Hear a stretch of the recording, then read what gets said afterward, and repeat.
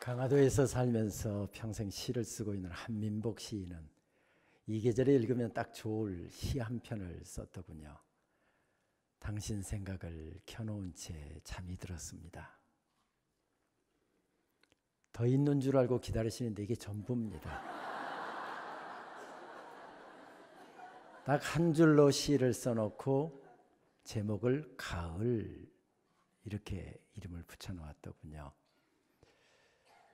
여러분 표정 보니까 그런 시는 나도 쓰겠다 하는 표정이신데 어떻게 한 줄을 써놓고 밥값도 못하고 그렇게 제목을 붙였을까 생각이 들지만 시를 음미하면 음미할수록 그렇지 고개가 끄덕거려지게 됩니다. 아침에 일어날 때 내 사랑하는 사람, 그 사람의 배우자일 수도 있기도 하고 군복무 중인 아들일 수도 있기도 하고 멀리 유학간 딸일 수도 있고 내가 늘 사랑하는 부모님일 수도 있고 아침에 일어나면서 가슴에 기도 가운데서 품었습니다. 하루 종일 그 생각 꺼버리지 않고 그렇게 하루를 살았습니다. 그리고 잠자리에 들면서 그 생각을 꺼버리지 않고 켜놓은 채 잠이 들었답니다. 누군가를 사랑할 사람이 있고 누군가를 가슴에 품을 사람이 있고 누군가를 하루 종일 생각할 사람이 있을 때 계절도 아름다워지고 인생도 아름다워지고 교회도 아름다워진다. 그래놓고 보니까 시가 멋있죠. 당신 생각을 켜놓은 채 잠이 들었습니다. 우리 연동교회는 지난 125년 동안 참 힘차게 주님을 섬겨오셨는데 이번 집회기간 동안에 5일 동안 다시 내 생명 다하는 그날까지 내 심장에 더운 피 식는 그날까지 가슴에 품고 달릴 분, 가슴에 품고 섬길 분, 그분을 새롭게 만나고 또 그 놀라운 사랑에 새롭게 물드는 그런 시간이 되어서 이 가을도 아름답고 내 인생도 아름답고 우리 교회도 아름답고 이 나라와 민족도 아름다워지는 그런 역사가 있었으면 좋겠습니다. 그동안에 수고하신 한 분 한 분들 집회기간 동안에 하나님께서 찬양으로 기도로 말씀으로 어루만지셔서 위로해 주시고 격려해 주시고 칭찬해 주시는 그런 시간 되었으면 좋겠습니다. 우리도 누군가의 아들이었고 딸이었습니다. 그러다가 시간이 지나면서 우리는 누군가의 엄마가 되고 아빠가 되기도 하지요. 누군가의 아들이었다가 누군가의 아빠가 된 다음에 썼다는 정호성 시인의 아버지의 나이라고 하는 제목의 시를 그의 베스트셀러 가운데 한 권인 내 인생의 용기가 되어준 한마디라고 하는 제목의 책에서 읽은 적이 있습니다. 이런 내용의 시입니다. 나는 이제 나무에 기댈 줄 알게 되었다. 나무에 기대어 흐느껴 울 줄 알게 되었다. 나무의 그림자 속으로 천천히 걸어 들어가 나무의 그림자가 될 줄 알게 되었다. 아버지가 왜 나무 그늘을 찾아 지게를 내려놓고 물끄러미 나를 쳐다보셨는지 알게 되었다. 나는 이제 강물을 따라 흐를 줄도 알게 되었다. 강물을 따라 흘러가다가 절벽을 휘감아 돌 때가 가장 찬란하다는 것도 알게 되었다. 해질 무렵 아버지가 왜 강가에 지게를 내려놓고 종아리를 씻고 돌아와 내 이름을 한 번씩 불러보셨는지 알게 되었다. 시인은 이 시를 쓰면서 비로소 아버지의 사랑에 눈을 뜨게 되었다. 그렇게 고백을 하더군요. 일을 마치고 돌아가는 아버지의 지게에 올라타는 것만큼 재밌는 탈 것이 없었던 시절이 우리 민족에게도 있었습니다. 아버지가 일 마치고 집으로 돌아가면서 지게에 나를 태우고 가시는데 집으로 바로 가지 않고 나를 태우고 숲속으로 나를 데리고 가시더랍니다. 강가로 나를 데리고 가시더랍니다. 지게를 숲에다 세워놓고 강가에다 세워놓고 내 이름을 한 번씩 부르시기도 하시고 나를 물끄러미 쳐다보시기도 하시고 어렸을 때는 몰랐습니다. 그런데 이제 아버지의 나이가 되고 보니까 비로소 이제서 깨달아지는 겁니다. 아, 그때 우리 아버지가 숲의 아름다움을 굽이굽이 돌아가는 강의 아름다움을 내게 선물해 주시려고 그때 나를 숲으로 데려가시고 강으로 데려가셨구나. 내가 강을 좋아하는 이유도 내가 나무를 좋아하고 산을 좋아하는 이유도 다 우리 아버지가 나에게 선물해 주신 것이구나. 이제서 깨달은 겁니다. 시를 좋아하시는 분은 잘 아시겠습니다마는 정호성 시인은 1970년대 후반 서울예수라고 하는 제목의 시집을 필두로 수십 권의 시집을 발간했고 참 주옥과 같은 많은 시를 우리들에게 들려주고 있는 그런 대표적인 시인 가운데 하나이지요. 그런데 그의 시를 읽어보면 어머니에 대한 이야기는 참 많이 나오는데 아버지에 대한 이야기는 거의 나오지 않습니다. 물론 주로 어머니에 대한 내용을 시의 원재료로 삼고 있는 이종록 시인 같은 분은 못 따라가기는 하지만 정호성 시인도 어머니 이야기를 참 많이 합니다. 그런데 아버지 이야기는 거의 안 나옵니다. 2007년도에 창비사에서 나온 시집이 있죠. 포옹이라고 하는 제목의 시집을 보면 마치 봇물 터지듯이 아버지에 대한 이야기가 쏟아져 나오고 있습니다. 그 시를 평론한 한 시인은 그렇게 이야기를 하더군요. 병으로 허물어진 아버지, 아들의 시 속으로 들어왔다. 병으로 허물어진 아버지가 갑자기 아들의 시 속으로 쑥 들어왔답니다. 도대체 무슨 일이 있었던 것일까요? 당시 시인의 아버지는 88살의 비교적 연세가 많은 고령이었습니다. 당뇨기로 인해서 한쪽 시력이 거의 상실하고 있었고요.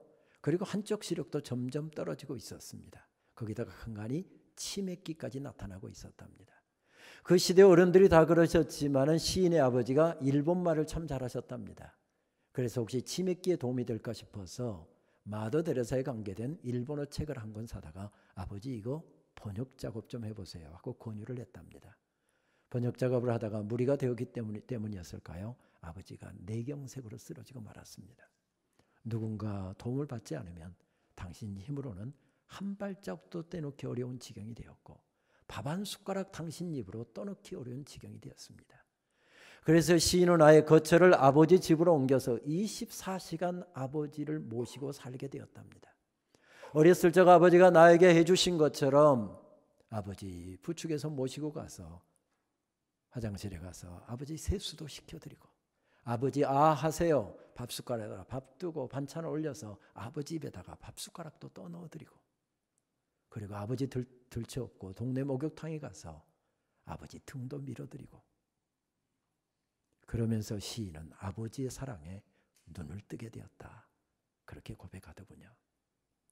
포옹이라고 하는 제목의 시집에 나오는 시를 읽어내려가다 보니까 노부부라고 하는 시에서 아버지는 이제 혼자서 배변도 어려울 정도로 연세가 드신 분으로 묘사되고 있습니다. 나팔꽃이라고 하는 시에서 아버지는 까만 나팔꽃이를 환약인 줄 잘못 알고 그것을 물로 들이키기도 하신 분으로 묘사가 되고 있습니다. 모시라고 하는 제목의 시에서 아버지는 공사판에서 구부러지고 녹이 슬어서 아무짝에도 더 이상 쓸모가 없어서 인부들이 옆으로 내던져버린 구부러지고 녹이 슬어서 이제는 쓸모없는 목과 같이 묘사가 되고 있습니다. 특별히 세 번째 시인 모시라고 하는 시는 이렇게 되어 있습니다. 벽에 박아두었던 못을 뺀다.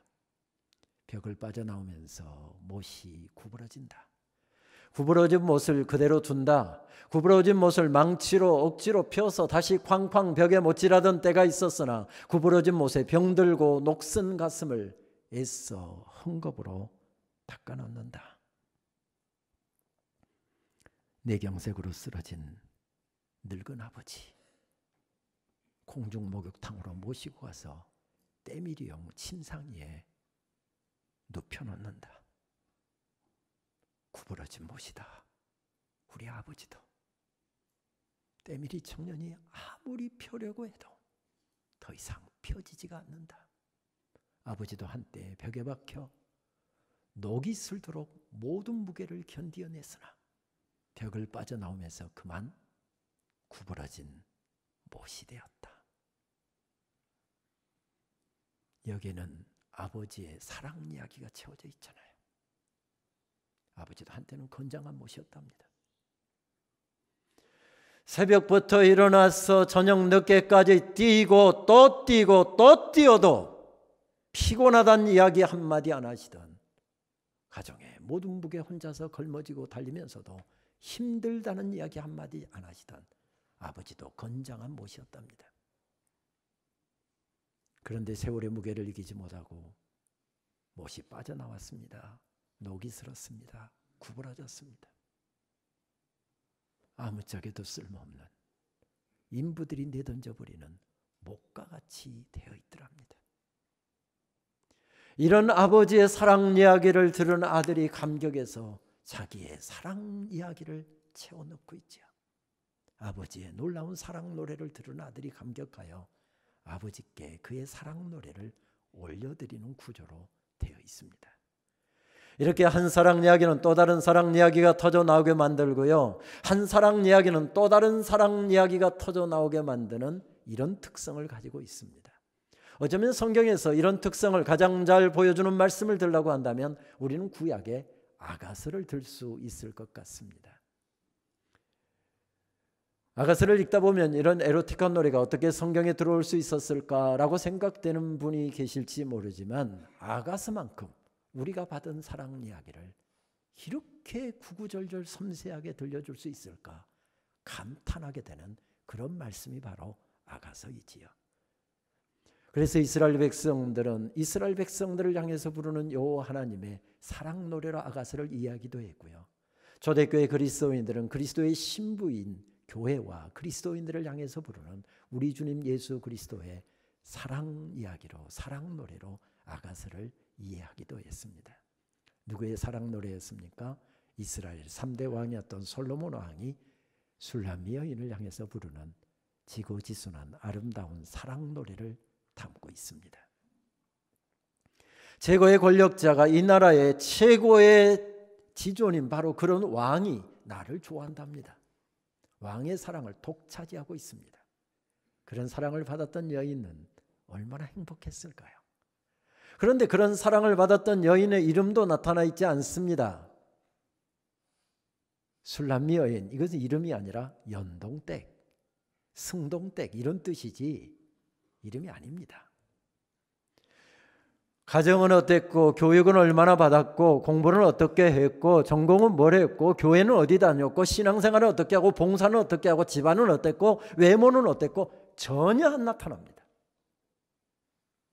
그렇다고 해서 성경이 전혀 정보를 주고 있지 않는 것도 아닙니다. 여기저기 상계되어 있는 그 여인에 대해서 외모에 대해서 묘사하고 있는 내용을 종합해 놓고 보면 결론은 한 가지입니다. 어떻게 이런 여인이 왕의 사랑의 대상이 될 수 있었을까? 가장 대표적인 예를 하나 들라고 한다면 아가서 1장 5절 말씀은 그녀의 외모를 표현하면서 게달의 장막 같았다 이렇게 표현하더군요. 게달의 장막, 여러분 느낌이 좀 어떻습니까? 좀 칙칙하잖아요. 그렇죠? 게달의 장막은 어떤 텐트였는가 하면 유목민들이 양의 가죽, 염소의 가죽으로 옷을 만들어 입었습니다. 옷을 만들려고 하다 보면 제단을 해야 되잖아요. 제단을 하다 보면 작은 조각들이 발생하는 것입니다. 워낙 가죽이 귀하던 때니까 이걸 한꺼번에 모아놓습니다. 일정량이 되면 그것을 얼기설기 엮어서 만든 텐트가 게달의 장막이었습니다. 유목민들이 목초지를 찾아서 이곳으로 옮기고 저곳으로 옮기다 보니까 때도 없이 타 있고요. 그리고 볼품도 없습니다. 하필이면 왕의 사랑을 받았던 그 여인의 외모가 그렇게 생겼답니다. 왕궁에서 지금으로 친다고 한다면 롱드레스 입고 하이힐 신고 와인잔 들고 우아한 자태로 걸어다니는, 그러다가 왕궁을 거닐다가 왕의 눈에 들면 왕비 되는 거 아닙니까?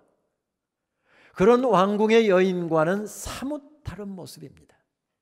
그런데 어떻게 이런 여인이 왕의 사랑을 받을 수 있었을까? 성경은 여기에 대해서 답을 주고 있지 않고요, 바로 사랑 노래를 우리들에게 들려줍니다. 우리 그 사랑 노래를 한번 따라가 볼까요? 아가서 2장 1절 말씀. 샤론에 수선하여 골짜기에 백합하로다. 2장 10절 말씀. 나의 사랑 나의 어여쁜 자야, 일어나서 함께 가자. 겨울도 지나고 비도 그쳤고 지면에는 꽃이 피고 새가 노래할 때가 이르렀는데 비둘기 소리가 우리 땅에 들리는구나. 그러면서 오늘 말씀에 들어오게 되면 점점 정점 클라이맥스를 향해서 치닫는 구조로 되어 있습니다. 4장 1절 말씀. 내 사랑 너는 어여쁘고도 어여쁘다. 노을 속에 있는 내 눈이 비둘기 같고 내 머리털은 길러 산기슭에 누운 염소떼 같구나. 여러분, 그런데 그렇게 무표정한 표정으로 이런 사랑 노래 들으면 하나도 은혜가 안 됩니다. 좀 표정을 살려서 느낌을 가지고 이 말씀을 드려야 됩니다.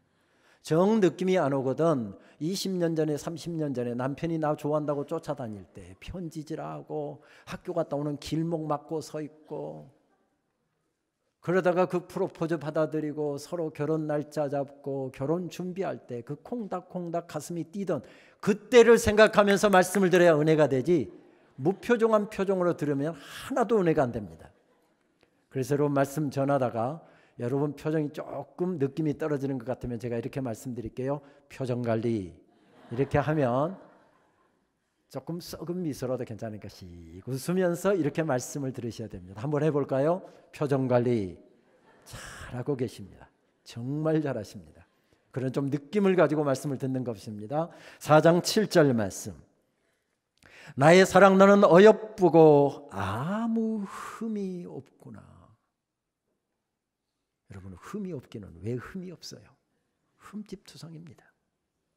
중동의 따가운 햇살 받으면서 들로 산으로 양을 치고 염소를 치고 하다 보니까 피부는 검게 그을려 있고요. 그리고 포동 갖고 가다 보니까 손은 거칠고요. 이런 모습입니다. 이런 것을 어려운 말로 뭐라고 이야기하죠? 콩깍지 끼었다. 이렇게 이야기합니다. 완전 콩깍지입니다. 그런데 아름답습니다. 4장 10절 말씀. 내 누이 내 신부야, 내 사랑이 어찌 그리 아름다운지. 내 사랑은 포도주보다 진하고 내 기름의 향기는 각양 향품보다 더 향기롭구나. 여러분, 이런 사랑 받으면 얼마나 행복할까요? 표정 관리.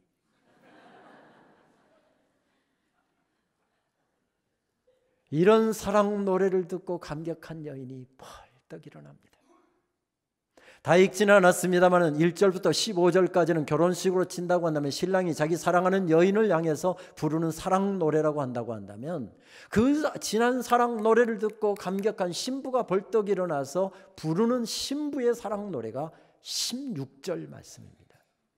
우리 화면을 보면 16절 말씀이 나타나는데 우리 같이 한 목소리로 같이 봉독하실까요?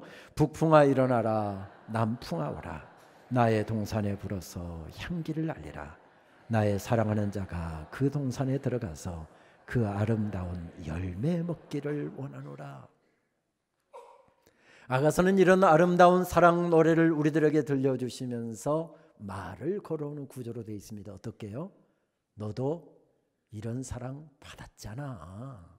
이렇게 말을 걸어옵니다. 그런데 여러분, 여기서는 아멘 한번 하셔야 되는 거 아니에요? 지금 아가서가 이렇게 말을 우리들에게 걸어오고 있습니다. 너도 이런 사랑 받았잖아. 아멘입니다.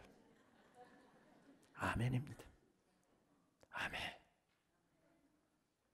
그렇게 아멘하는 우리에게 아가서는 또 이렇게 말을 걸어옵니다. 너는 그런 놀라운 사랑받고 어떤 사랑 노래를 부르고 있는데, 너는 어떤 사랑 이야기 지금 써내려가고 있는데, 이렇게 말을 걸어오는 구조로 되어 있습니다. 아가서의 사랑 이야기에서 나타나는 것처럼 우리는 아무리 생각해도 하나님의 사랑의 대상이 될 수 없는 그런 존재였습니다. 이야기가 늘 가지고 있는 이야기는 미메시스 기능이 있다고 그러죠. 본뜻 모사, 카피한다, 이런 뜻이지요. 아가서의 말씀을 읽다 보면 그 사랑 이야기를 듣다 보면 우리가 받았던 사랑 이야기가 떠올립니다. 우리는 결단코 하나님의 사랑의 대상이 될 수 없는 존재였습니다. 이리 보아도 저리 보아도 하나님 앞에 함량 부족이고요.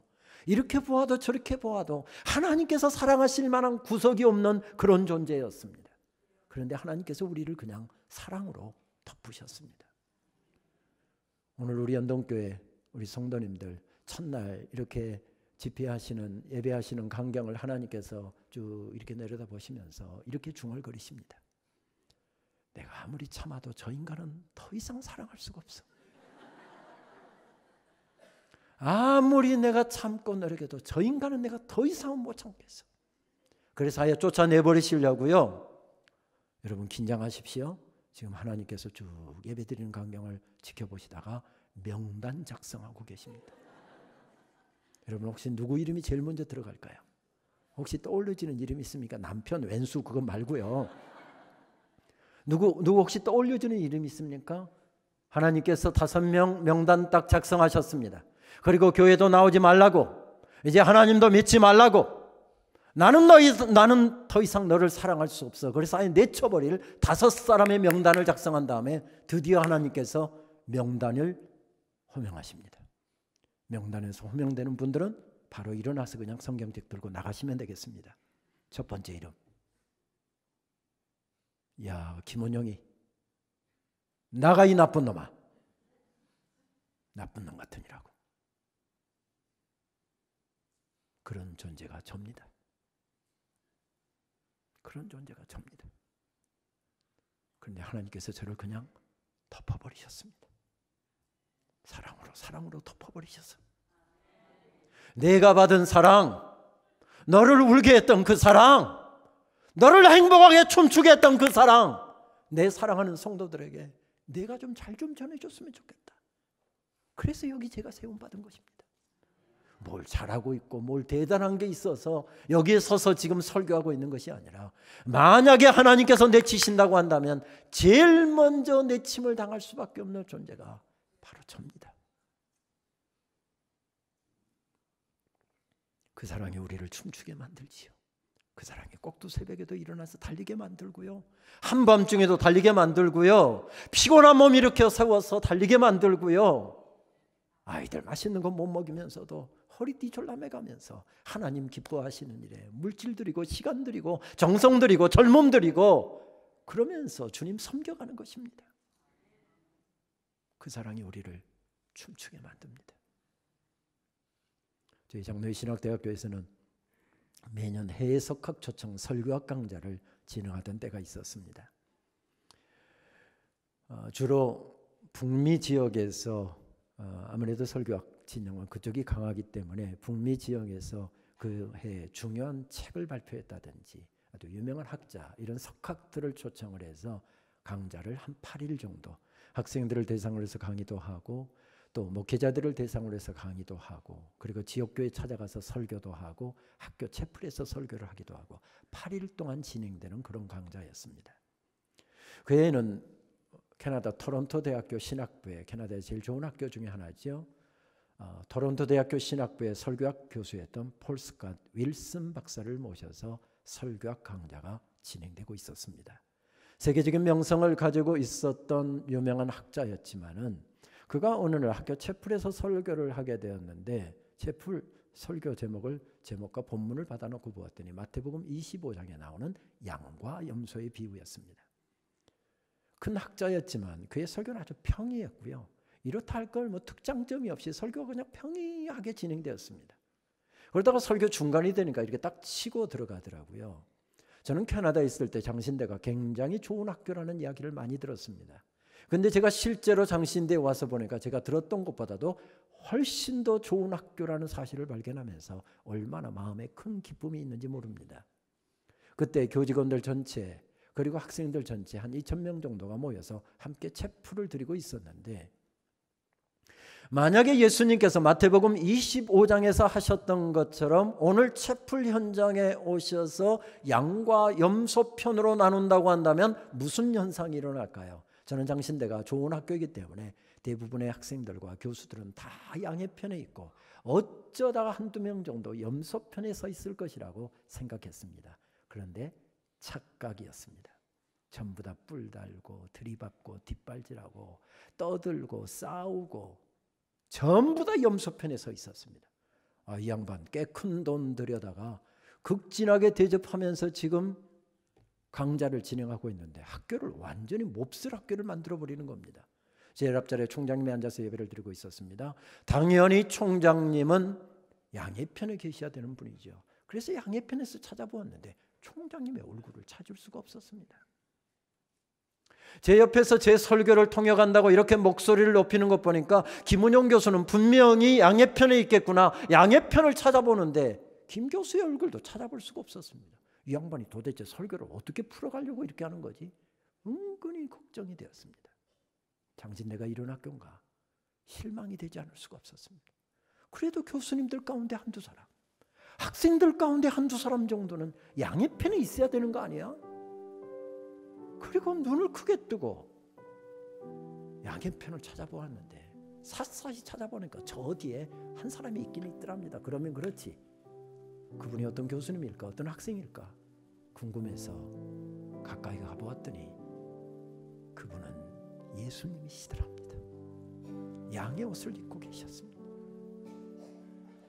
생긴 것도 염소, 하는 짓도 염소, 서로 싸우고 떠들고 들이받고 하는 것도 염소. 그 염소 편에 오시더니 한 사람 한 사람 불러내시더랍니다. 그리고 당신이 입고 계시는 양의 옷을 벗어서 그에게 입혀주시고, 그리고 그를 꼭 끌어안은 다음에 너는 이제부터 양이다. 너는 이제부터 양이다. 그렇게 손잡아다가 양의 편에 앉히시고 양의 편에 앉히시고. 저는 설교하다가 종종 울어본 적은 있지만 설교 통역하다가 울었던 적은 그때가 처음이었습니다. 우리가 즐겨 부르는 찬송은 그 사실을 이렇게 알려주지요. 그 사랑 얼마나 아름다운지, 그 사랑 얼마나 날 부욕해 하는지, 그 사랑 얼마나 크고 놀라운지를, 그 사랑 얼마나 나를 감격하게 하는지. 우리 찬송 같이 한번 올려드리고 말씀 이어갈까요? 그 사랑 얼마나 아름다운지, 그 사랑 얼마나 날 부욕해 하는지, 그 사랑 얼마나 크고 놀라운지를, 그 사랑 얼마나 나를 감격하게 하는, 그 사랑 얼마나 아름다운지, 그 사랑 얼마나 날 부욕해 하는지, 그 사랑 얼마나 크고 놀라운지를, 그 사랑 얼마나 나를 감격하게 하는지.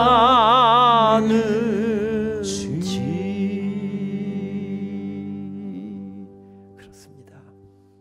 그 사랑이 우리를 춤추게 만듭니다. 그 사랑이 우리를 달려가게 만들지요. 섬진강 뉴욕에서 평생 어린아이들을 가르치면서 시를 썼던 한 시인이 그 사랑을 만나고 그 사랑을 깨닫고 감격하여 어느 봄날이라고 하는 제목의 시에서 그는 그 사랑을 이렇게 노래하지요. 어느 봄날 당신의 사랑으로 응달지던 내 딜 안에 햇빛이 들이치는 기쁨을 나는 보았습니다. 어둠 속에서 사랑의 불가로 나를 가만히 불러내신 당신은 어둠을 건너온 자만이 만들 수 있는 밝고 환한 빛으로 내 앞에 서서 들꽃처럼 깨끗하게 웃었지요. 아, 생각만 해도 참 좋은 당신. 그런데 남자분들 그대로 가만히 앉아 계셔도 괜찮겠습니까? 이런 좋은 식구가 나오면 빨리 펜 꺼내서 써셔야 되잖아요. 방송실에서 지금 화면을 안 옮기는 이유가 다 못 쓰시면 마지막 구절이라도 좋잖아요. 아, 생각만 해도 참 좋은 당신. 이런 좋은 식구는 고이고이 간직해놨다가 결혼기념일 때, 와이프 생일 때 카드에다가 예쁘게 쓰고 꼭 잊어버리지 말 것 백화점 상품권이나 현찰. 아, 생각만 해도 참 좋은 당신. 그것이 우리 인생을 행복하게 만들지요. 내 인생 꽁꽁 얼어붙었습니다. 내 인생 너무 추웠습니다. 내 인생 너무 답답했습니다. 내 인생 너무 힘들었습니다. 앞길이 보이지 않습니다. 내 인생 이대로 끝난 것 같습니다. 그런데 그분이 봄 햇살처럼 비춰주시니 꽁꽁 얼어붙었던 겨울 뒤뜰과 같았던 내 인생이 봄동산으로 바뀌더라는 겁니다. 아, 생각만 해도 참 좋은 당신. 그렇지요. 그것이 우리를 춤추게 만듭니다.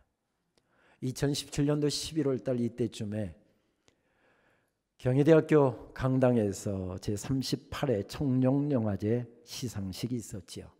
그의 나무조연상은 범죄도시에서 열연했던 신인 배우 진성규 씨가 상을 받았습니다. 무명으로 있다가 그 큰 상을 받고서 이 가수가 무대에 올라가서 했던 그 수상 소감이 한때 입에 해자되었죠. 그 영상을 한번 우리 같이 한번 보도록 하겠습니다.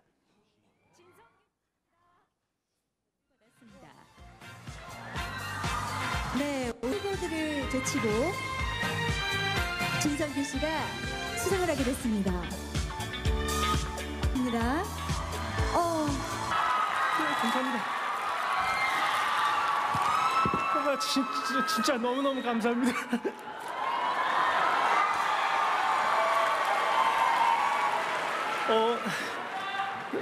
네, 잘생긴 건 아닌데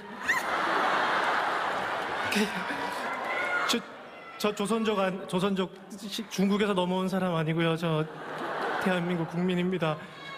네, 진짜 제가 여기 오는 것만으로 너무 떨려가지고 제가 청심환 먹고 왔는데 진짜 이거 받을 줄 알았으면 하나 더 먹었어야 되는데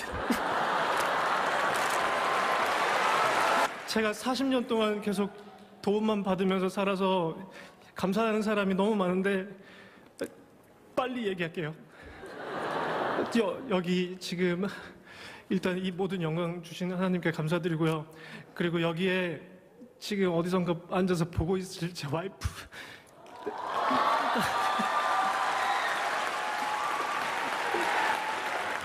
박보경 제 와이프 배우인데 애 둘 키우느라고 진짜 고생도 많은데 진짜 너무 고생 많았어요. 여보 사랑해.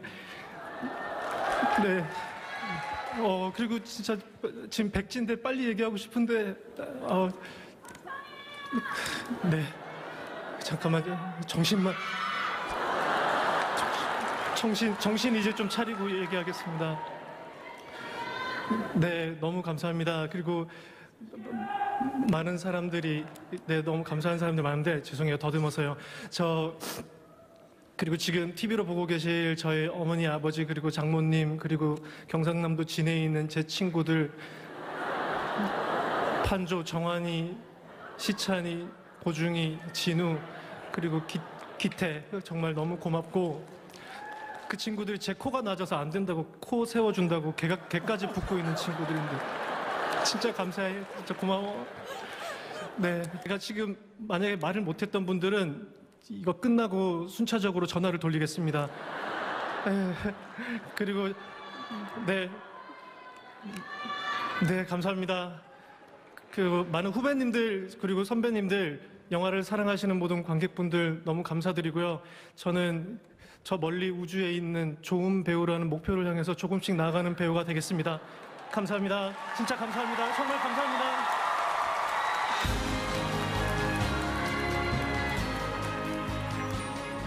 어디서 이런 감격이 나왔을까요? 연극 배우였거든요. 와이프도 연극 배우. 그래서 거의 20년 가까이 배고픈 배우 생활을 했거든요. 결혼을 했는데 두 사람 다 수입을 한 달 수입을 모으니까 30만 원도 안 되더랍니다. 전기값 내고 수도값 내고 나니까 아이 분유값이 없더랍니다. 그래서 점심은 거의 굶었답니다. 그렇게 노력했는데도 큰 배우 될 가능성이 전혀 없었는데 앞에 잠깐 나타났던 얼굴들, 그 기라성 같은 배우들 다 제끼고 지금 저 상을 받은 거거든요. 감격입니다. 감격입니다. 내가 어떤 자리에 있었는지, 내가 어떤 은혜를 받았는지 그 감격이 우리를 세우는 것이지요. 생각만 해도 참 좋은 당신. 그 사랑이 우리를 춤추게 만들고요.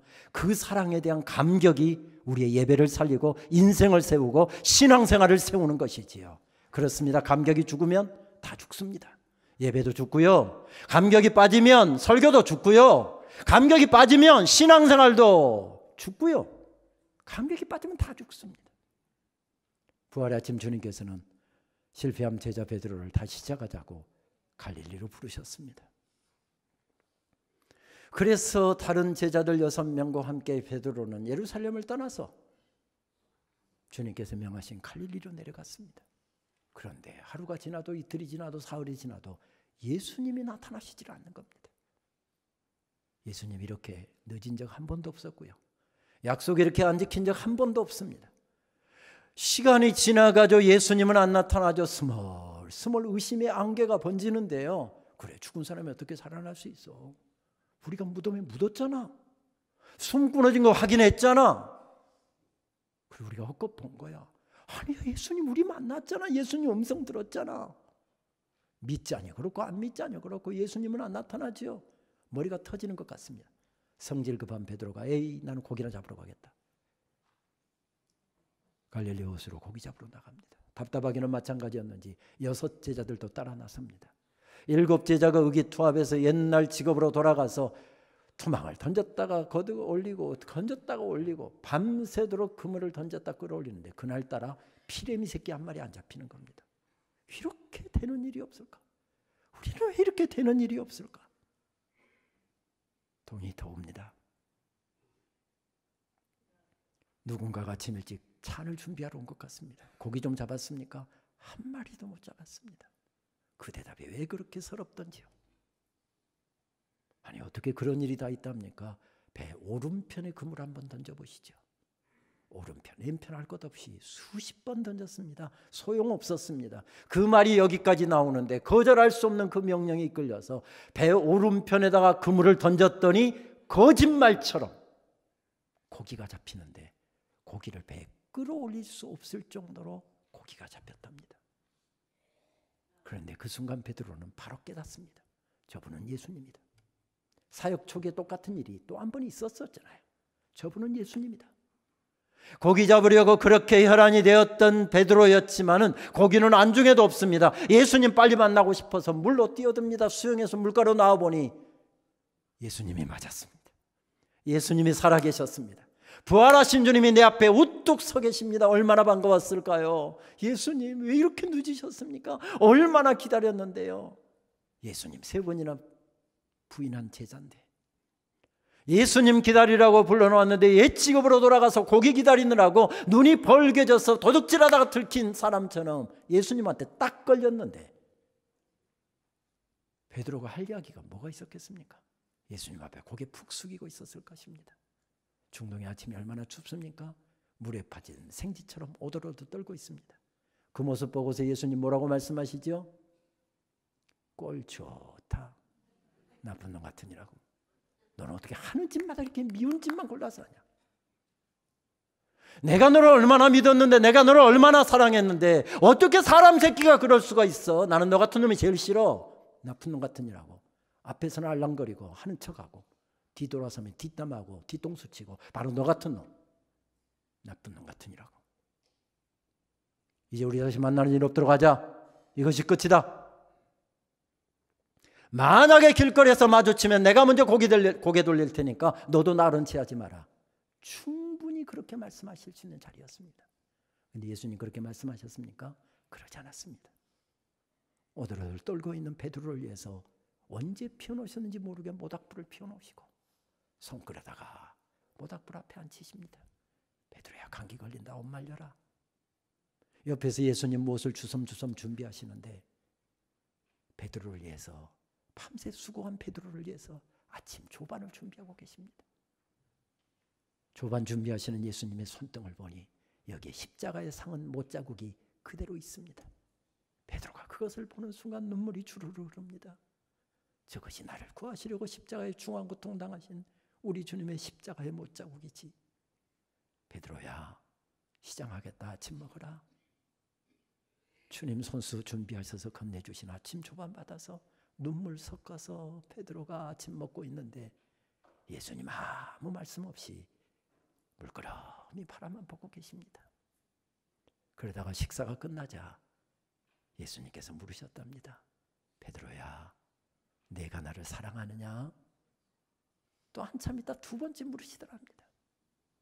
오늘 읽은 요한복음 21장 17절 말씀에는 3번째 물으셨답니다.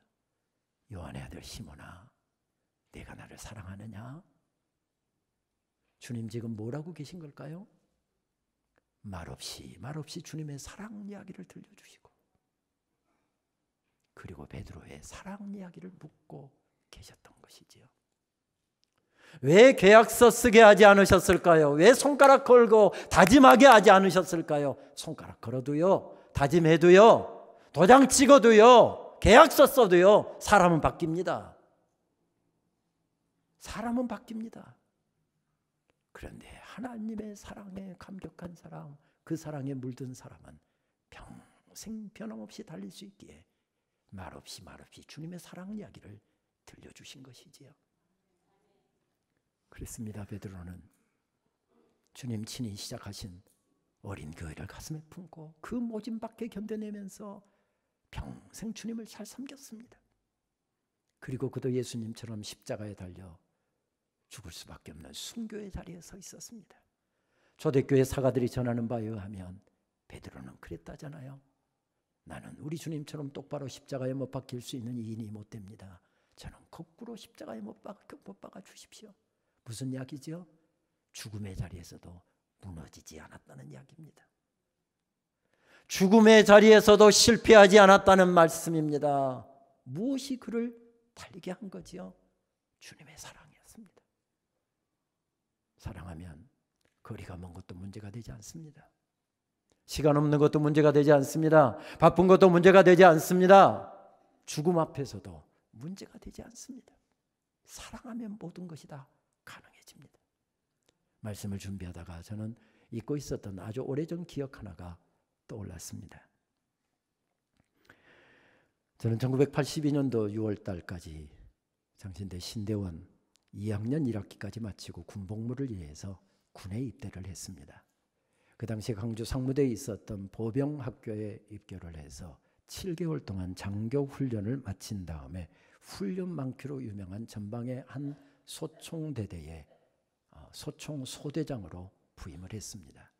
본래 추운 지역이라는 이야기를 들었지만 그해 겨울은 정말 추웠습니다. 평상시 기온이 영하 15도, 밤이면 25도 이렇게 떨어지는 추운 지역이었습니다.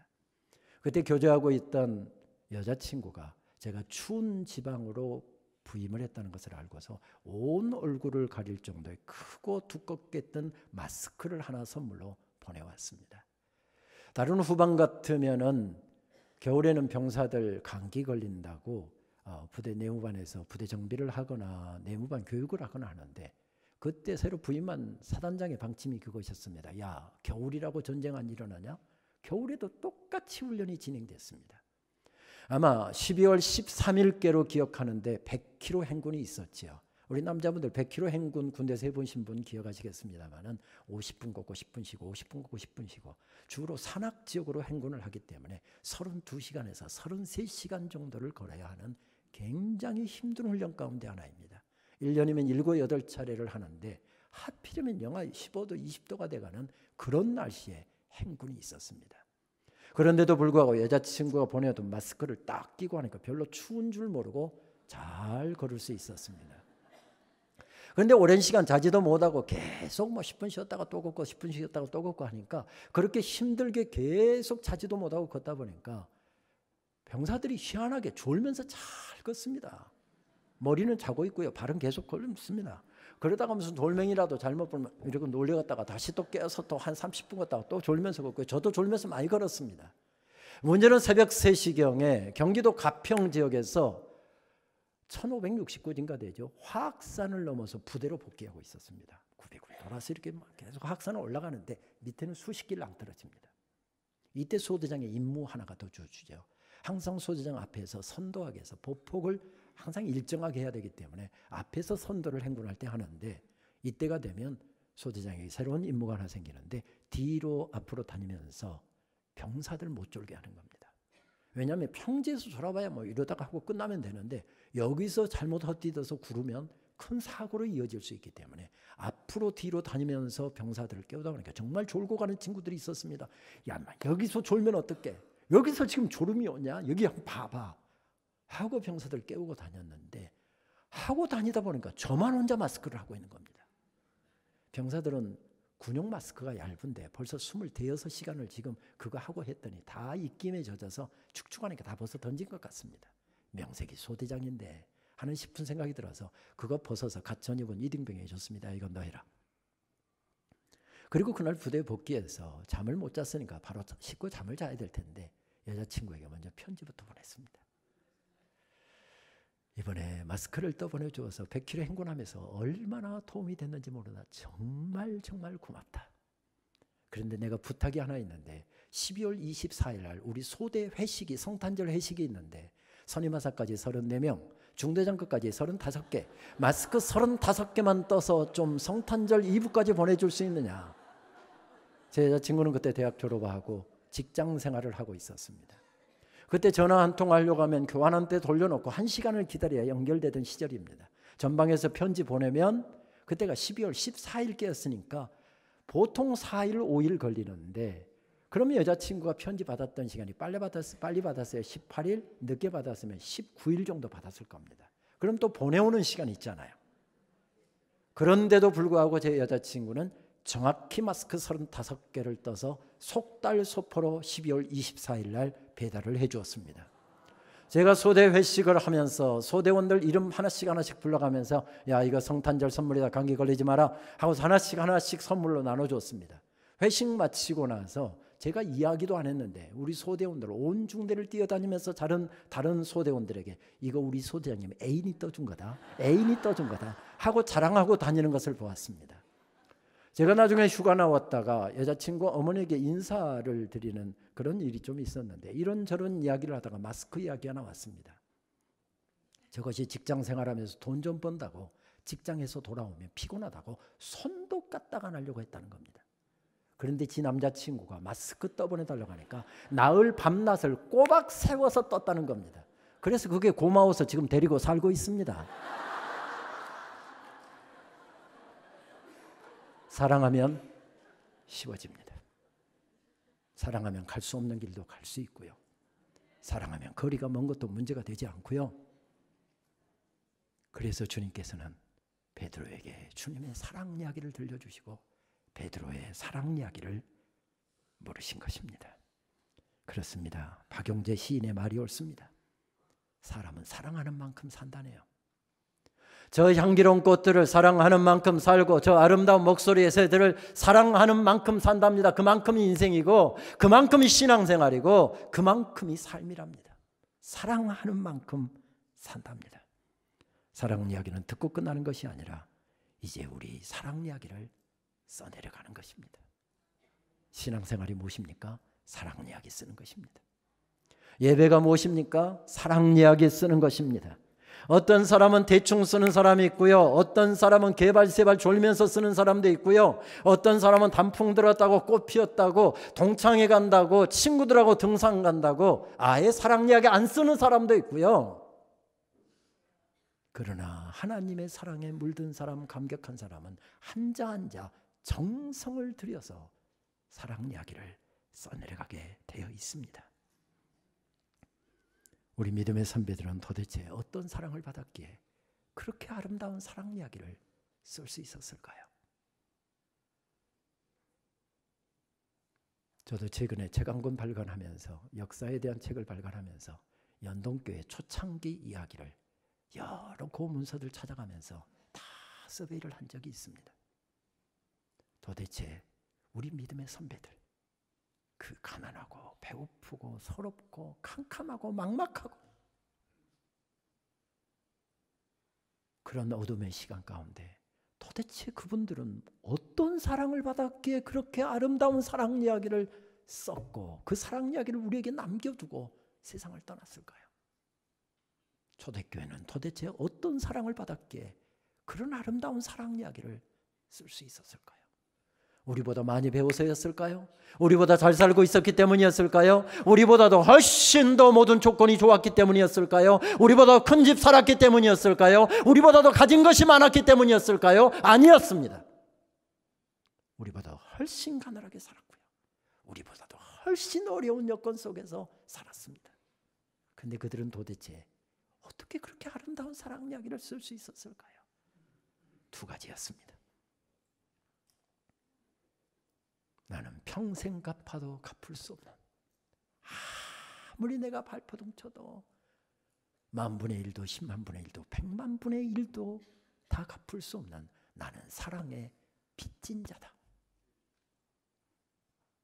평생 갚아도 갚을 수 없는 사랑의 빚진 자로 살아가는데 주님의 사랑을 갚아야 되겠는데 아무리 발버둥 쳐도 다 갚을 수 없는 사랑의 빚진 자로 살아가는데 그 사랑 이야기 쓸 날이 오늘 끝날지 내일 끝날지 모르는 인생을 살고 있다.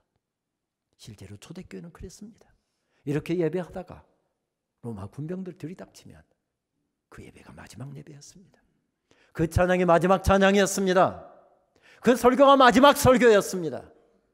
오늘 예배 안 나가면 10년, 20년은 걷더니 내 수명대로 살 수 있습니다. 그런데 오늘 예배 나가면 붙잡히면 오늘이 마지막 날입니다.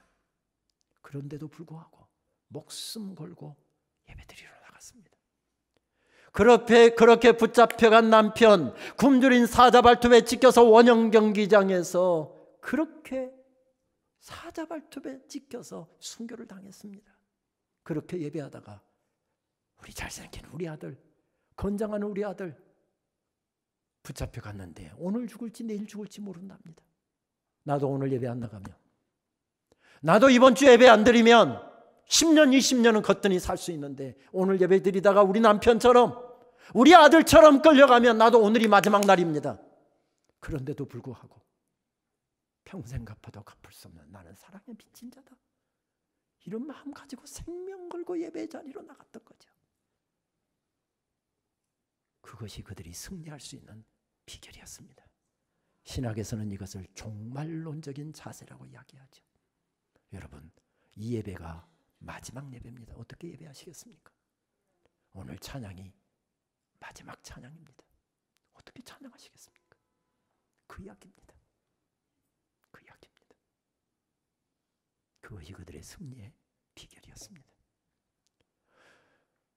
10월달이 며칠 안 남았는데 10월달이 우리 생의 마지막 달입니다. 2019년도가 우리 생의 마지막 해입니다. 목사님 안심하십시오. 한 분도 아멘을 안 하시네요. 참 다행입니다. 교인들 그냥 한꺼번에 하면 목사님 얼마나 걱정하시겠어요. 교인들 한꺼번에 올해가 마지막 날인데 아멘 해버리면. 고맙습니다 여러분.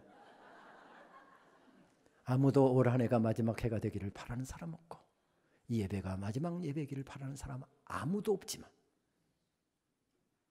언젠가 한 번은 그런 날이 꼭 우리들에게 한 번은 올 겁니다. 근데 그 날이 내일일지 모레일지 내년일지 올해일지 아무도 모르고 산다는 것입니다. 그래서 초대교회 교인들은 오늘 예배가 마지막 예배인 것처럼 오늘 찬양이 마지막 찬양인 것처럼 그렇게 하나님 앞에 사랑 이야기를 쓰려고 발버둥 치고 쳤습니다. 그것이 그들의 승리의 비결이었습니다. 기독교 예배는 하나님께서 주신 은혜에 감격한 사람들이 허락하신 사랑과 은혜, 흔히 이것을 신학적인 용어로 하면 계시라고 그러죠. 하나님께서 이렇게 밝히 드러내 주시는 놀라운 은혜와 사랑 앞에 응답하는 것, 이것을 예배라고 이야기합니다. 그리스도 십자가 앞으로 나아가 그 앞에 부복하며 엎드리는 시간, 이것이 예배라고 이야기하기도 하죠. 그렇게 엎드릴 때 찬양과 기도와 말씀을 통해서 세임을 얻고 그리고 삶의 자리로 나가서 우리의 주인 되신 하나님을 섬기기 위해서 나아가는 것, 그것이 바로 예배입니다. 그래서 예배는 여기서 끝나는 것이 아니라 영어로 이야기하면 liturgy after liturgy, 예배 이후의 예배, 삶의 예배를 드리기 위하여 가정으로 돌아가고 직장으로 돌아가고 그렇게 삶의 자리로 나가서 직장에서 하나님이 우리 인생의 주인이십니다. 하나님이 우리의 대장이십니다. 하나님이 모든 것의 주인이십니다. 이 고백을 하면서 돈도 벌고 직장생활도 하고 하나님 기뻐하시는 일도 하고 그렇게 살다가 삶의 자리에 허락하신 그 은혜 감사 감격하여 그것들 거기서 가졌던 감사의 제목과 거기에서 받았던 간증들과 거기에서 경험했던 놀라운 은혜들을 가지고 나와 하나님 앞에 또 영광스러운 예배를 올려드리는 것, 이것이 예배이지요. 여러 각도에서 생각해 볼 수 있습니다만은 저는 예배를 그렇게 규정합니다. 예배가 무엇이냐? 예배는 하늘이 땅으로 내려오고 땅이 하늘로 올라가는, 그래서 하늘과 땅이 잇대어지는 바로 그 자리, 그것이 바로 예배이다. 그런데 이것은 어느 누구도 말로 설명할 수가 없습니다. 그것을 경험한 사람만 합니다. 그래서 하늘과 땅이 잇대어지는 신비, 미스테리움이라고 이야기를 하죠. 신비. 하늘이 이 시간 땅으로 내려옵니다. 하나님의 평화와 하나님의 사랑과 하나님의 은혜와 하나님의 복 주시는 은혜들이 지금 내려오고 있습니다. 눈물 젖은 기도가 있습니다. 아픔이 있습니다. 한숨이 있습니다. 절망이 있습니다. 나도 모르게 터져 나오는 한숨으로 얼룩져 있는 인생입니다.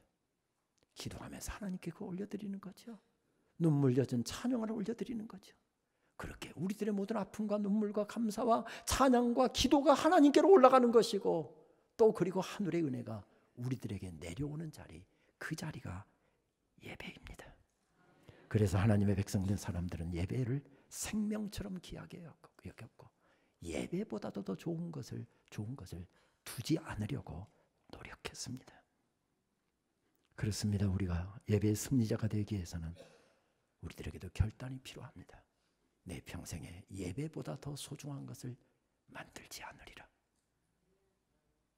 예배보다 더 소중한 것을 만들지 않으리라. 그러나 오늘 현대 문화와 현대 흐름들은, 엔터테인 문화와 그리고 소비자 중심주의 문화들은 자꾸 내가 즐거워야 된다, 내가 기뻐야 된다, 내가 만족스러워야 된다, 내가 행복해야 된다. 자꾸 우리들을 주인의 자리에, 왕의 자리에, 왕자의 우리를 올려놓으려고 합니다. 아무리 예배가 좋아도 내가 만족이 안 되면, 아무리 설교가 주옥 같아도, 아무리 하나님의 뜻을 담고 있어도 내가 만족이 안 되면 그 설교 틀린 것입니다. 이것이 현대문화가 우리에게 부추기는 경향들입니다. 근데 성경은 아니라고 이야기합니다.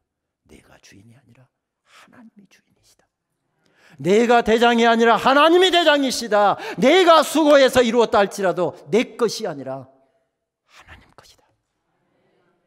하나님의 주인 되심을 고백합니다. 내가 즐거워해야 하고, 내가 재미있어야 하고, 내가 기뻐야 하고, 이것은 예배 정신이 아닙니다. 하나님이 기쁘셔야 하고, 하나님이 재미있으셔야 되고, 하나님이 즐거우셔야 되고, 하나님이 영광 받으셔야 되고, 이것이 예배의 바로 중요한 포인트죠. 또 한 가지는, 기독교 예배는 성삼위 하나님께 드리는 것이라고 한다면 예배자에게 필요한 것은 집중점의 원리입니다. 집중점, 이 컨센트레이션 한다라고 하는 이야기는 여러분 겨울 햇빛을 생각하면 됩니다. 겨울 햇빛이 아무리 따뜻해도, 아무리 겨울 햇빛이 장렬한다 할지라도 겨울 햇빛은 그렇게 뜨겁지 않습니다. 거기서는 불은 일어나지 않습니다. 그런데 작은 렌즈 하나를 가지고 겨울 햇빛을 모아서 한 곳에다 집중시키면 뭐가 나오죠? 거기서 불이 나옵니다. 이것이 집중점의 원리라는 것입니다. 예배는 그래서 집중해야 된다는 거죠. 기도할 때는 기도에 집중하고, 말씀 들을 때는 말씀에 집중하고, 찬양할 때는 찬양에 집중하고, 예배는 이런 원리를 가진다는 겁니다. 또 다른 차원을 이야기한다고 한다면 교회는 여러 사역들이 있습니다. 오늘 5일 동안 우리 교회가 주로 수행하는 여러 사역들을 우리가 함께 살펴보게 될 텐데, 모든 사역이 다 중요합니다. 그런데 그 모든 사역의 집중점이 예배여야 된다는 겁니다. 왜 교육하는 것입니까? 하나님의 어떤 분이신 줄 알고 더 좋은 예배를 드리도록. 왜 봉사하는 것입니까? 왜 섬기는 것입니까? 디아코니아가 왜 필요한 것입니까? 하나님을 알지 못하던 사람들이 우리를 통해서 하나님의 사랑을 깨닫고 하나님을 섬기는 사람 되도록. 왜 선교합니까? 다 그런 이유입니다.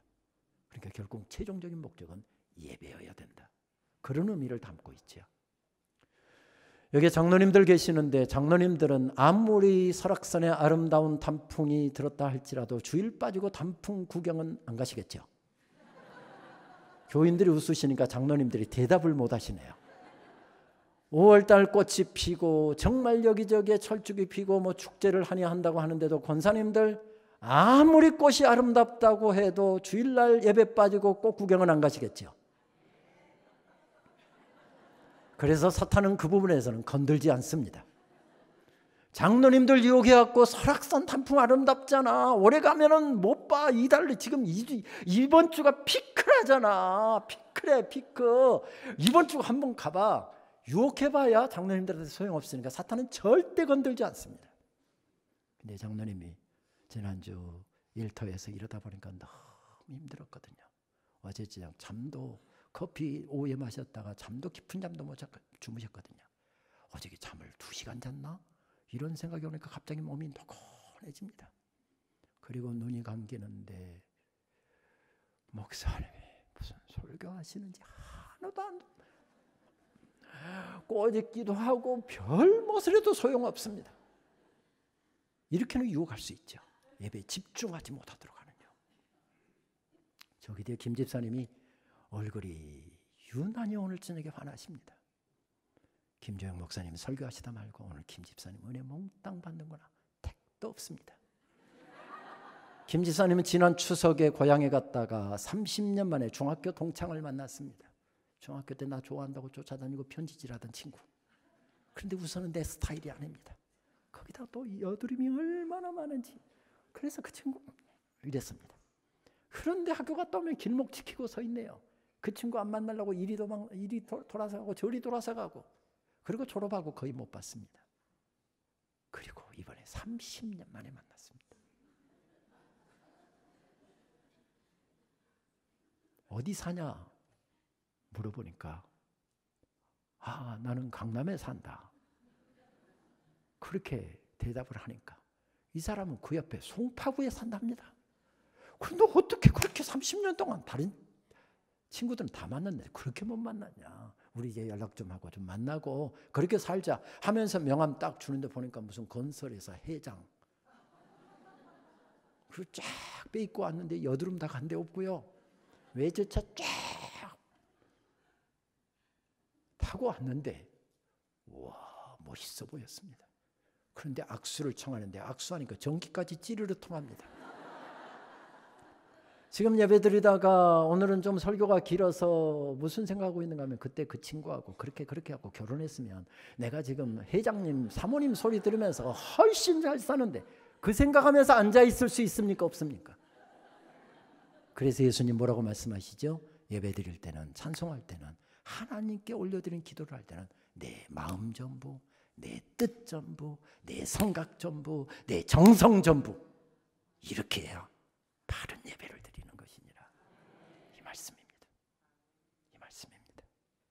예배는 오늘도 우리의 삶 가운데 운행하시며 역사하시는 성삼위 하나님을 생생하게 기억나게 하는 사역입니다.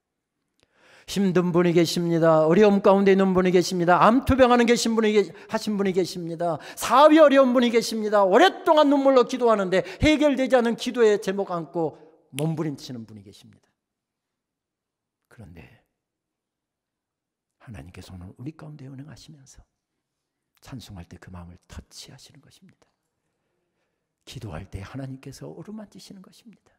목사님 말씀 들을 때 하나님께서 말씀으로 자양분이 되어서 어디서 그런 힘이 솟아나게 하는지 이게 예배입니다. 이게 예배입니다. 하나님의 일하심과 하나님의 치유하심과 하나님의 인도하심과 하나님의 역사하심을 생생하게 드러내고 다시 기억하도록 만드는 사역, 이것이 바로 예배 사역입니다. 그래서 헨리 나우엔 같은 영성신학자는 사역을 뭐라고 이야기하는가 하면 The Living Reminder. 본래는 이것을 사역자들을 지칭하는 용어였습니다. 사역자가 뭐 하는 사람이냐? Living Reminder. 그렇게 이야기합니다. 예수님의 일하시는 것, 예수님의 치유하시는 것, 예수님의 인도하시는 것, 예수님께서 우리를 붙들고 계시는 것, 이것을 생생하게 기억나게 하는 것, 이것이 사역자이고 이것이 사역이고 이것이 예배라는 것입니다. 교회가 뭐 하는 것입니까? 지난 주간에 사랑하는 남편 암투병하다가 세상 떠나보냈습니다. 울고 있는 가족들 울고 왔는데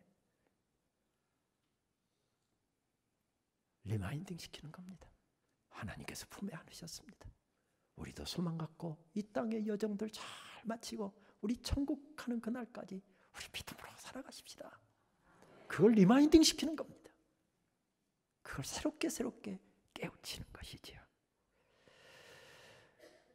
저는 몇 년 전 진해의 한 교회 집회를 인도하던 중에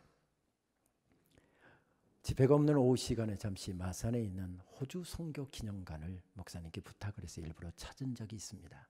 제가 좋아하는 조셉 헨리 데이비스 선교사의 그 이 땅에서 펼쳐졌던 아름다운 사랑 이야기를 다시 한번 되뇌이고 싶어서였습니다. 이 땅에서 울려 퍼졌던 그의 아름다운 사랑 노래를 들으면서 눈물이 났습니다. 지금으로부터 약 128년 전, 9년 전, 그는 그의 고향 멜번을 떠나서 시드니에서 증기선을 타고 길고도 지루한 40여일의 여행을 마치고 1889년 10월 2일에 부산항에 입항했습니다. 우리나라에 온 최초의 호주 장로교 선교사였습니다. 먼저 온 미국 선교사들의 배려로 서울에서 수개월간의 적응과 언어 훈련 기간을 보냈습니다. 그리고 얼마나 헐벗은 조선 사람들이 불쌍하든지 기록을 보게 되면 서울 일대, 마포 이쪽, 의정부 이쪽 일대를 다니면서 그렇게 복음을 전하고 나중에는 걸어서 강화도까지 배 타고 건너가서 복음을 전했다 하는 기록들을 읽을 수 있었습니다. 한가롭게 앉아서 한국말만 배우고 시간을 보낼 수가 없었습니다. 그래서 그의 선교지로 배정된 바로 부산으로 1890년 3월 14일에 어학선생 한 명을 동반하고 그를 도와줄 수 있는 조사, 지금으로 하면 전도사급에 해당되는 사람이죠. 두 사람을 동반하고 가천고개를 넘고 수원을 경유하고 천안 땅과 공주 땅을 밟고 그리고 바로 대구로 내려간 것이 아니라 기록을 찾아보았더니 남원, 전주, 남원을 거쳐서 하동 땅을 밟고 이렇게 해서 부산에 20여일 동안 도보로해서 갔습니다. 어디에서는 가다가 비가 와서 하루 종일 있으면서 그곳에 주막에 찾아오는 사람들에게 복음을 전했다 하는 그의 일기도 읽을 수 있었습니다. 문제는 4월 4일 날 저녁에 부산에 도착했는데 비가 억수같이 쏟아지는 날 부산에 도착했을 때 그의 건강은 몹시 어려웠습니다. 어느 어간에 저항력이 약했던 그가 천연두에 감염되었기 때문이었습니다. 우리 연동교회를 시작하신 분이죠. 제임스 게일 선교사가 그때 바로 와서 바로 그 부산에서 먼저 선교를 시작했죠. 그러다가 나중에 호주 선교사들 선교 구역이 되면서 나중에 철수를 한 거였지만 제임스 게일 선교사 집에서 하루 저녁을 머물렀습니다. 밤 9시경에 그는 바로 코마 상태에 의식을 잃고 쓰러졌고 그리고 밤새 고열에 들떴습니다. 그러다가 아침 9시경에 잠시 눈을 떴습니다. 그리고 제임스 게일 선교사하고 손을 잡고 1890년 4월 5일 날 아침 9시경에 그 두 사람은 그런 기도를 드렸답니다. 하나님, 죽든지 살든지 하나님의 영광만 되게 해 주옵소서. 그리고 그는 바로 의식을 잃고 또 쓰러졌고 그러다가 오후 1시경에 천국으로 떠났습니다. 그도 예수님처럼 미혼의 33살이었고 이 땅에 온 지 정확히 183일 만이었습니다. 게일 선교사가 장례를 마친 후에 서울에 있었던 그의 누이 메리 데이비스 선교사에게 보낸 편지문이 아직도 남아있지요. 슬픈 소식을 전하게 된 것을 심히 유감스럽게 생각합니다. 저는 늦도록 데이비스 선교사 곁을 지켰습니다. 그는 말할 힘도 없을 정도로 무척 지쳐 보였습니다. 데이비스 선교사와 저는 우리가 건강하든지 아프든지 간에 살든지 죽든지 간에 우리 주님의 영광을 위해서만 살 수 있게 해달라고 우리 주님께 간절히 기도했습니다. 지난 이틀을 돌아보면 마치 꿈을 꾼 것 같습니다. 이 모든 일이 우리 주 예수 그리스도를 위한 것이 아니었다면 지난 이틀은 악몽이었을 것입니다. 하지만 저는 이 순간 부활하신 그리스도를 바라보며 우리 자신들도 또한 그분처럼 부활할 것을 확신하고 있습니다. 결국 오후 1시경 데이비드 선교사는 예수님에 관하여 뭔가를 이야기하려는 듯 하면서 이내 편안하게 잠들었습니다. 오늘 오전 부산항에 내려보이는 산기슭에 있는 외국인 묘역에 데이비드 선교사를 묻었습니다. 우리 구세주 예수 그리스도가 이 세상에 다시 오실 때까지 데이비드 선교사는 여기에 잠들어 있을 것입니다. 영주동 초량언덕 뒷산 복병상 자락에 묻혔고 그리고 그 지역이 개발되면서 그 묘는 유실되고 말았습니다.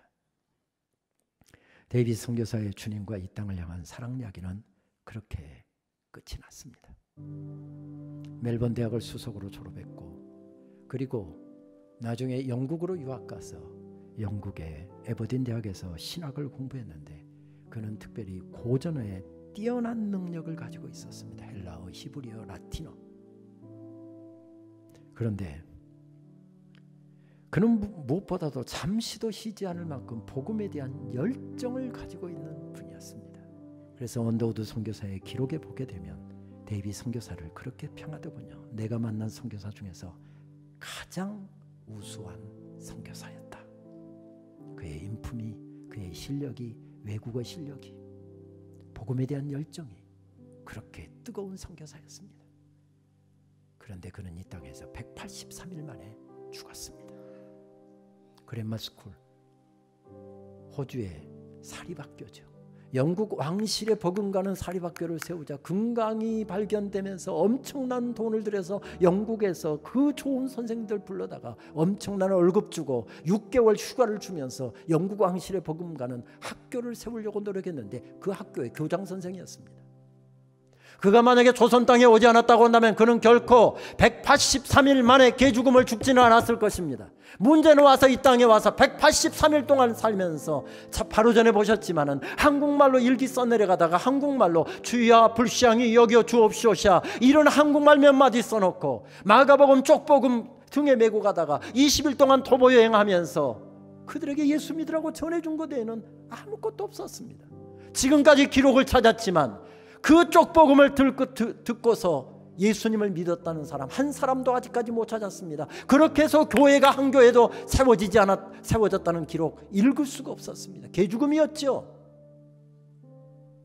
호주 땅에 있었다고 한다면 그렇게 짧게 끝나지 않았을 것입니다.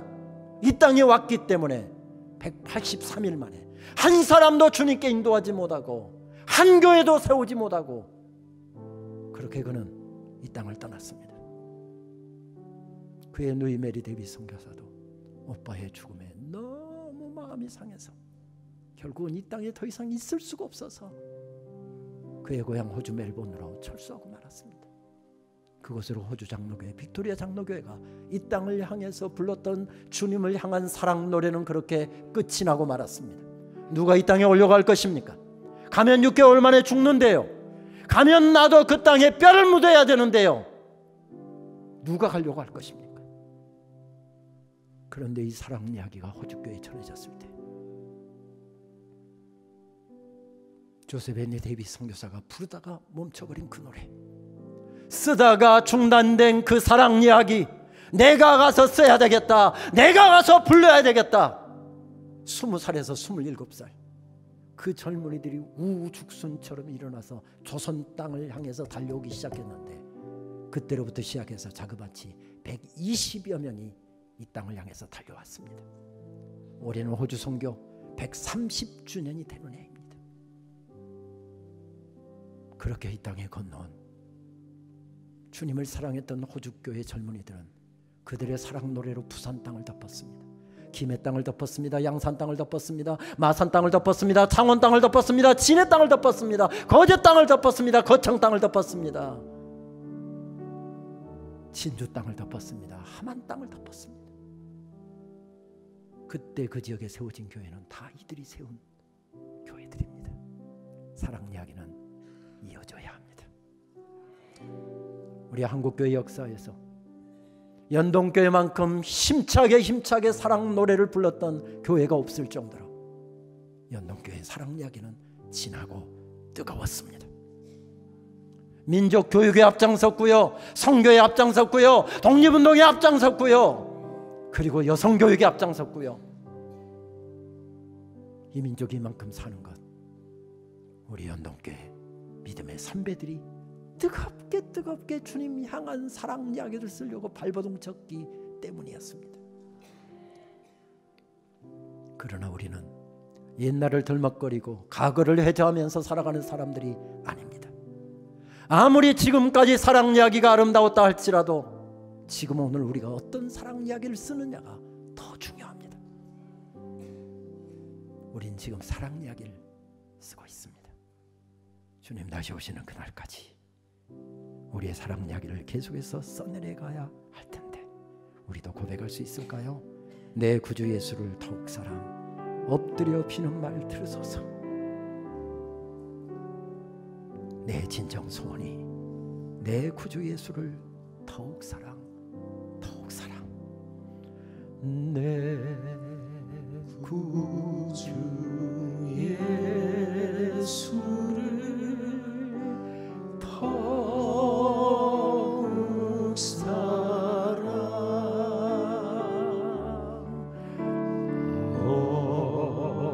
얻으려 비는 말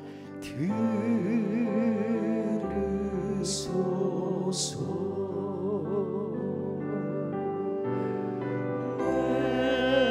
내 진정 소원이 내 구주 예수를 더욱 사랑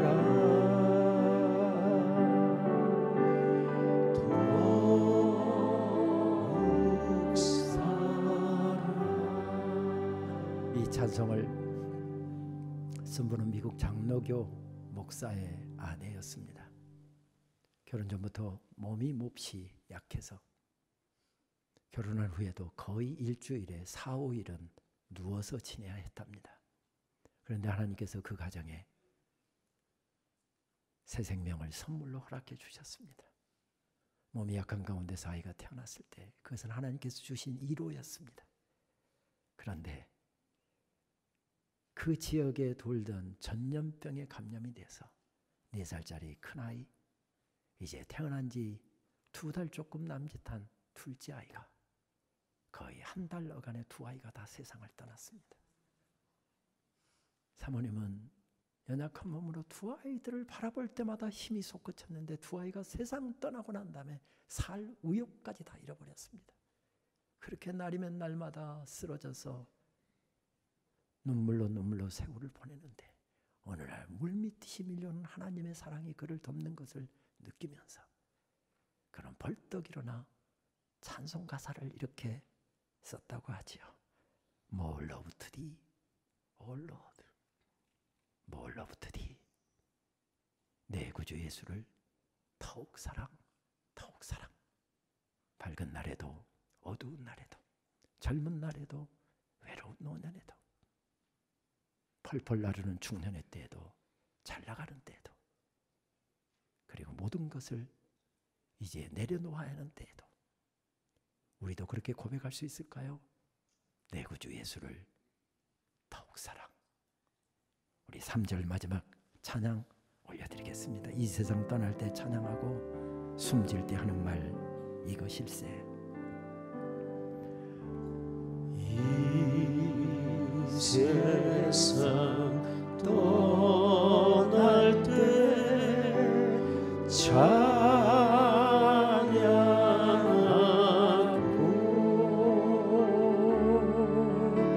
숨질 때 하는 말 이것일세. 다만 내 비는 말 다만 내 비는 말 내 구주 예수를 더욱 사랑 더욱 사랑 더욱 사랑 더욱 사랑. 사랑한다, 사랑한다. 십자가에서 들려주시는 놀라운 주님의 사랑 이야기 듣고